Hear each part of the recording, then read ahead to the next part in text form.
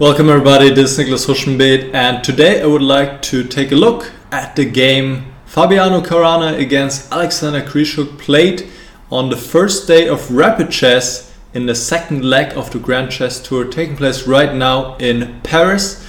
And this game was played in round number 3, Caruana with the white pieces against Grischuk with the black pieces. So let's get to it. Caruana starts out with d4. And we see the London system here, marked by the bishop move to f4, c5, knight f3, knight c6, knight bd2. Here black has many ways to play, and Grischuk chooses to simplify the situation in center immediately and goes for the so-called Carlsbad structure, with black having one more pawn here on the king side, whereas white has more pawns on the queen side. And what usually happens here, or what is one typical idea, is that black will push these pawns forward to create a weakness here on the queen side that he can attack later with his heavy pieces. And white, on the other hand, will try to get something going on the king side against the black king. But we will not see an execution of these typical plans in this game because, as we'll see, everything will come a little differently. Here bishop d6, allowing white to take on b7, but he says, okay, if you take, I take your bishop, and I will get nice play here on the half open files. And black has compensation here also because he has the dark square bishop. So Caruana goes bishop g3, the bishops are exchanged, and now queen to d6, once again inviting white to take, and this time Caruana does so. Not clear if he should do this, but it's a possibility. Rook b8, queen a6, and now rook takes b2 would be premature because of bishop b5, so Grischuk just castles. Knight to b3, protecting the pawn, and now bishop to c2. Probably rook b6 was a little bit better, but bishop c2 is also possible. However, it seems like white could get an advantage here. Rook c1 is correct. Black takes, pawn takes, and now knight to e4. Again, rook takes b3 would be unpleasantly met by bishop b5, and this knight is pinned and cannot be defended in a decent manner. So instead, Grischuk goes knight to e4. Centralizing the knight, and here Caruana had a chance, and you can see that white is underdeveloped. He still has to move his bishop, he still has to castle, and here he could have done that by playing bishop d3. The point is that after rook takes b3, white can go takes, and knight d2 and attack the pawn e4, that rook on b3, and the rook can't even take on b2 because then there's another fork here on c4. So this would have been a good line for white, and then after bishop d3 white should be better.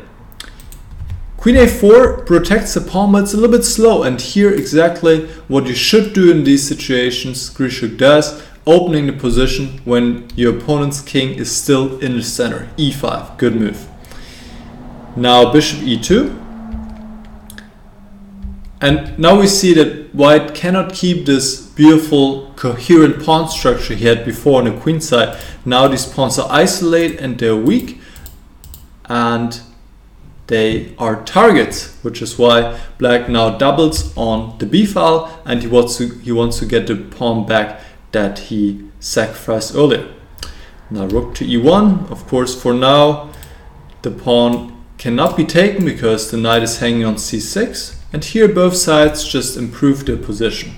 Knight b4, bishop goes back to f1, knight back to c6. So here maybe Grischuk would have been fine with a move repetition, but Caruana played on, and you have to give him credit for that, of course. He's a fighter. King g7. But the question is, what can white do? And here this was Caruana's plan. He wants to go for the knight, but the knight is regrouping itself and wants to go to e6. And here Caruana said, okay, let's do something, activate the rook, rook to c7, but now finally black can take the pawn on b3, rook to d7, this was the idea. But you can see also the knight is having a nice defensive task here, so even if white was to double with the rooks on the 7th rank, which usually is something really good to do, it wouldn't threaten that much and black would create threats of his own. But here Caruana goes wrong. He takes the pawn on d5. He should probably play a move like queen a5. Also to be able to come back with the queen if necessary, threaten to take on d5 with the queen. And yes, it can get quite sharp, but it seems that the position is around equal.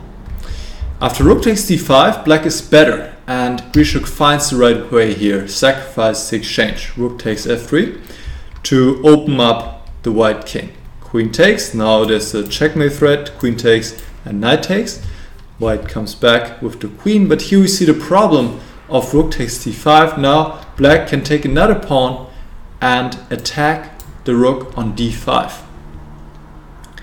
Here maybe white should just take the knight and then try to play this position. It will be tough because the white king is so exposed, but white has the bishop, he has the passed pawn in d4. It seems to me this was the best practical chance, at least for white. Caruana played bishop to g2, attacking the queen. Looks sensible, but what to do after queen e3? Now this is nice. Before the queen attacked this rook, now the queen is having an eye on this rook, and this is why once again, if white takes, then the queen takes on c1, the rook comes to b2 with tempo, also looks bad. Here it seems white needs to play rook to e5. And the game would continue. Knight e4 check, check, and black cannot really exploit immediately that the white king is so exposed, but black has two pawns, excuse me, for the exchange. Knight will come back into the game as well, and the king's safety is an important factor here, as it is usually something to consider also in your own games. King safety should always come first, and this gives black the upper hand here. But the game's not over yet. After king f1, which Caruana played, the game is pretty much over. Knight to g4, threatening checkmate on h2, bishop e4, and now black picks up another pawn, renews the threat of knight h2, rook to e1, but the king is just too vulnerable here. Black brings in the knight. All the pieces want to be invited to the party, threatening to come to f4 with incredible strength. Queen to g2, and now knight e3 check, which is a fork. Black forcing white to give up the exchange here, and now black's just 2 pawns up already with continued attack, so the game was over very quickly. Check, and white resigned because the rook will come in with tempo. The knight is also able to join the attack, and there's no salvation for white here.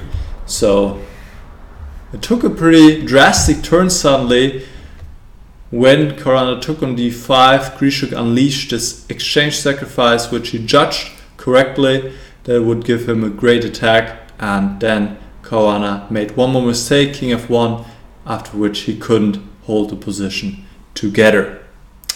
So I thought this was a pretty exciting game from the first day of Rapid Chess in Paris. Hope you guys enjoyed the game as well, and well, let me know if you have any questions, and then I'll see you again next time.